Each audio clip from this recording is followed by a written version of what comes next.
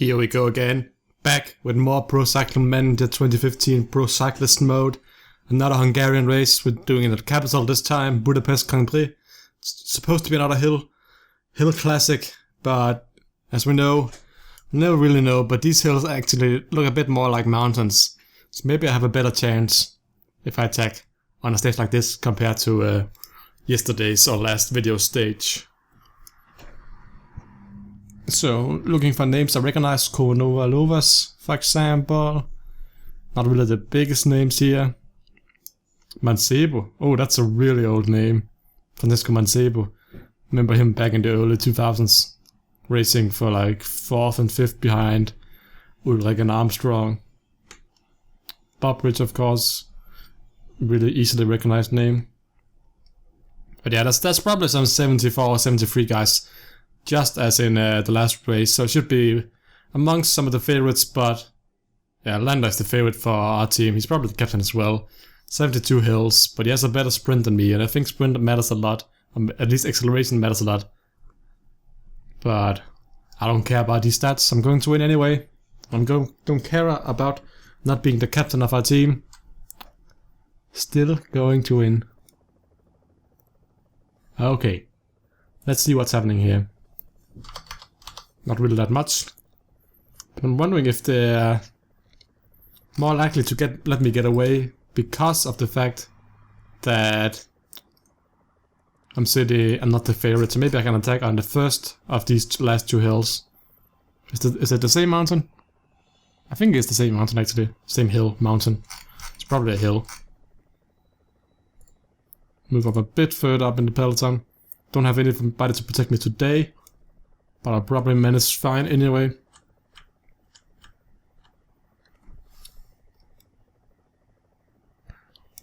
So, was it the last video I signed the contract? No, last video I did the Hungarian Grand Prix, which turned out horribly, I think. So, this is a bit of a rematch for me to prove myself that I can actually place good. Not only against under 23 riders who are much better than, but also against actual professional riders who are a lot older than me, many of them. And yeah, I should be able to do well. Can I find Mancebo? I want to see what kind of stats he has. He has the 72 mountains, 69 hills. I think he's like 40 years old now or something. He's probably the age of Chris Horner, I would imagine. But yeah, yesterday I was at the Post Denmark Run, which is pretty much the Danish tour. I will be racing that in, I think like it's a week or so, or 2 weeks in this game, so maybe it's almost already the next video or so, but at least soon. I was over to see the Queen stage, which was in a city called Vejle, and let me tell you something about Queen stage in Denmark. The highest point in all of Denmark is at 180 meters or 70 meters or something like that. That's incredibly low for the highest point in the country. I mean, you can see a country that the Netherlands is famous for being, I think, the flattest country in the world, or at least the lowest country in the world. That's probably a better translation. But I mean, Denmark is just as flat. If you see some of the maps, like which countries are going to drown if the water rises like 100 meters or 50 meters, there's nothing left of Denmark as well. But yeah, going down to the last 40 kilometers now. I got my water filled up, so that's good. I'm losing energy right now. That's not that good. I'm actually wondering why I'm losing that much energy already. Landa sitting in front of me. So I think I'll not attack on the first mountain because I don't think I have the energy to do it. I think I'll die because I'm not strong enough right now. I don't know why I'm not strong enough, because I have the same hill stats as everybody else and I have pretty good mountain stats.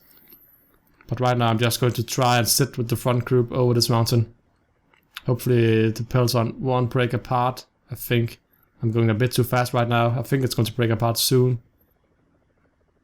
But was that the first climb? Yeah, that was the first climb. Up front we have a guy called Renault. 65 mountain stats from the breakaway. this morning. I'm really tired right now, so I'll try to move up as fast as I can, because even though I'm probably going to lose more energy by sitting up front, at least I'm sitting in a good position once we reach the final climb. So even if I fall behind, which I probably will, I will not fall that far behind. And I mean, that's a good thing, isn't it? Unless I go completely down. Okay, so now moving up front a bit, sitting in I think 7th position, 8th position right now. Krav Andersen is riding for my captain lander.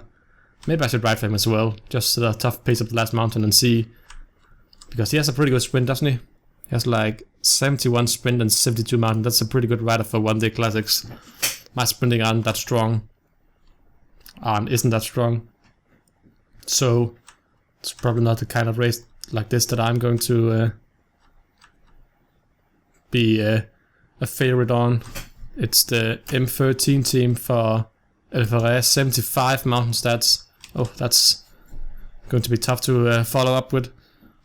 Some riders have already fallen off. We've almost hit the breakaway now, as LFRS attacks Lander as well. And I can't really keep up with this. I'm just going to hold my position and ride my own speed in this peloton for as long as I can. Take my energy gel now. Center wheel. I'm in a little 10-man group, fighting for 12th place it seems. Krav Andersen brothers are sitting behind me.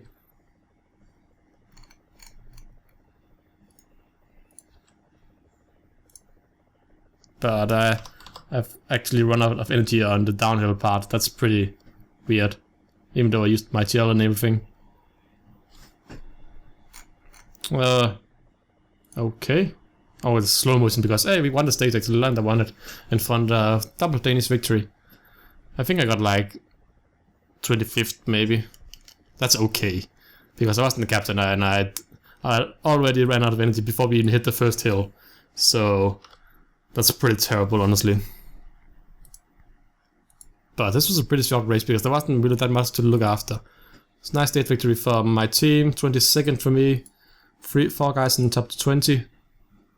I'm actually wondering, okay, it's only been 8 minutes and I don't want to simulate the next stage right now, but we can look at some of the results so far in the Tour de France and other results from this year.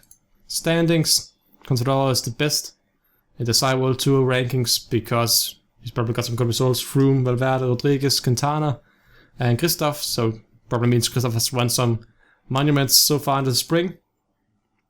I want to see Continental, if you can see where we are. 16th place, dropped 2 places here in July. Confidence, of course, and where's my other team? They're actually better than my other team. They are worse than my new team, Cult Energy. So maybe I should have gone to their team. Victories, we're on 18th. That's pretty good for a team of our size. World Sprain is doing the best. Now let's see Super Prestige. That's pretty much every race. The Danish riders in 16th. Spain, Italy, the UK, Belgium, Australia doing well. Bit surprised at any country? No, I'm probably just. I think I was expecting probably Colombia to be a bit higher up. Under 23, I'm pretty much dominating that. Let's check out the archives actually. You can see Tour de France this year isn't done yet, but it's almost done, as you can see on the day, 26th of July. I'm going to go in here and check the results so far. See, they're only missing the last stage. They've just finished WTAs, so probably the last stage today actually. And Contador is going to win it, it seems like, in front of Froome, Quintana in 3rd, Pinot in 4th, Valverde in 5th, Rodriguez in 6th, and Van Garderen in 7th. Nibali all the way down in 9th place, so that's pretty surprising, honestly, to me. But I wanted to check the archives for what's been happening so far. In the Giro d'Italia was won by Richie Porte, in front of Kelderman and Pozzovivo, and Aru in 4th, Costa in 5th. So none of the really big favorites actually participated in that race, which means that we had a pretty surprising podium.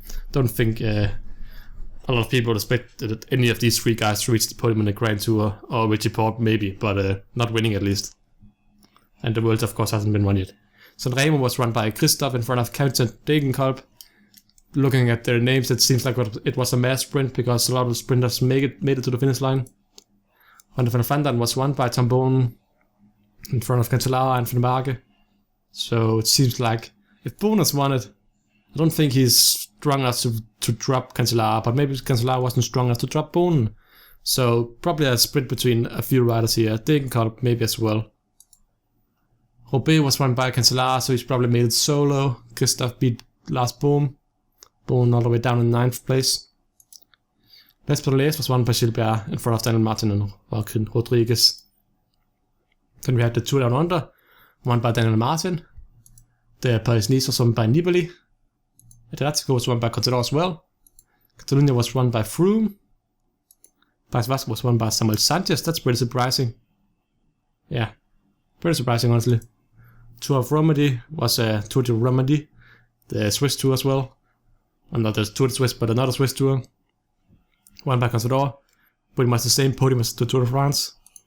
Dauphiné Libéré was won by Nibali, while the Tour de Suisse was won by Contador, whereas Froome, was he racing in either of these races? Oh, he's down in 10th in the Tour de Suisse. That's pretty disappointing by him. And this hasn't been raced yet. Then we have some of the smaller classics. Harelbeke was won by Sagan. Wevelgem was won by Christoph. Amstel Gold Race Valverde. Festival Rodriguez. And this is going to be raced soon. The last thing I want to check was the transfers, because that's always fun. So far, as you can see on this team, this is the team I'm running on next year. I will not be running on this team. This is the transfers overall. So this is if they didn't have a team before and are going to the new team. But I'm going to sort it by average so we can see the best riders. Let's see if there's a surprising one. Joaquim Rodriguez is moving from Team Katusha to Team Sky. Oh well, I mean, I don't see this happening ever because I just don't see a guy like Rodriguez fitting on a team like Sky. I also didn't see a guy like Mikel Landa fit on Sky, but he's going to race that next year. I'm pretty surprised by that he's moving from Astana to Sky, but I don't see this happening. Contador from Tinkoff Saxo to Ethics Quickstep. I mean, Ethics Quickstep has talked a lot in the past about getting a better classics rider. Not classics rider, a better stage race rider who can actually get them some stage victories or stage race victories, and getting the Tour de France winner now to your team is a pretty big move, but I think he's a bit too old to actually do much more. I think he'll start declining soon, maybe already next season. Cavendish extends his contract with Quickstep. Cancellara moves from Trek to Quickstep as well. So Quickstep continues to have a really dominant team in the Northern Classics, like the Tour of Flanders and Paris-Roubaix. So they continue the dominance. Kwiatkowski also extends. I mean, that's really strong. These 4 riders on one team. Contador, Cavendish, Cancellara, Kwiatkowski on one team. And Bonen actually leaves Quickstep for Astana. I mean, maybe he's doing it. If I'm just trying to imagine if this was real life. The only reason I can see Bonen move to a non-Belgian team, I can see him move him down to maybe a continental team just to be a captain there. But seeing him move to Astana, that'll be pretty much only for money reasons. Then we have Henao moving to Trek, probably tired of being a helper for Froome and Richie Porte, so he tries to have his own chance on Trek Factory Racing, probably battle out with Mollema. Stuybar continues resigns with Quickstep. Bosovio moves to Astana. I can see this happening, helping Nibali on Astana. Could be a pretty good help, and he got a good 3rd place in the Giro d'Italia we just saw. Mollema, okay, so he now will actually be the captain on Trek, because Mollema is moving to Katusha, where he'll probably take over Joaquin Rodriguez's spot as captain on the mountain stages. Michael Matthews moved to Lotto Soudal, where I think Kreibel is already on Lotto Soudal, I think. So they'll probably share the sprints, maybe do some different tours. Landa continues. Gerrans also moves to Lotto Soudal, 2 Australians on Lotto team. So that's a nice synergy between 2 riders there at least. And I can see a double move just to have. And I think Adam Hansen is also there, right? Yeah. Alaphilippe goes to Katusha. Don't see this happening. I see him sticking on a Belgian, a French, or Italian team. Actually not Italian, because I don't think he'll fit on an Italian team. Alaphilippe will stay on Belgian or French teams. I just don't see him moving to Eastern Europe. Kreibel takes the other route than Matthews actually. So he'll be switching places with Michael Matthews. So our Gigridians will get a lot more experienced sprinter, while Lotto Soudal would get a more talented younger sprinter. Lars Boone moves from one Kazakh team to a Russian team. So pretty much no difference. Adondo extends his contract. I'll go down to 75, I think. No, 76, because that's a lot of riders. But Swift extends. Caruso to Sky as another strong helper. Simon Yates goes to Sky. Oh, Sky is going to have a sick mountain team. Let's see what they have. They have Rodriguez now. They're losing him out, but gaining Caruso and Simon Yates. Oh, that's going to be a strong team. Lost Pearls though. Mud Pearls. Tufimark extends. Subeldia sticks with the team. No, not sticks with the team. Is that the best transfer TINKOFF Saxo has done? Yeah, that's the best guy TINKOFF Saxo has signed. How old is he now? 38 years old veteran. That's the best signing TINKOFF Saxo can come up with. Oh, that's not looking good. If they're losing Contador, and the best rider they can sign to replace Contador is Heimer Subeldia, then you're looking at some trouble, I would say. But yeah, I'll stop now because riders are getting a lot worse now. Not worse, not bad, but I mean, not like these riders up here. So thank you guys so much for watching. Spent like 10 minutes talking, I think. So if any of you guys made it through all of this, good for you. See you guys next time. Goodbye.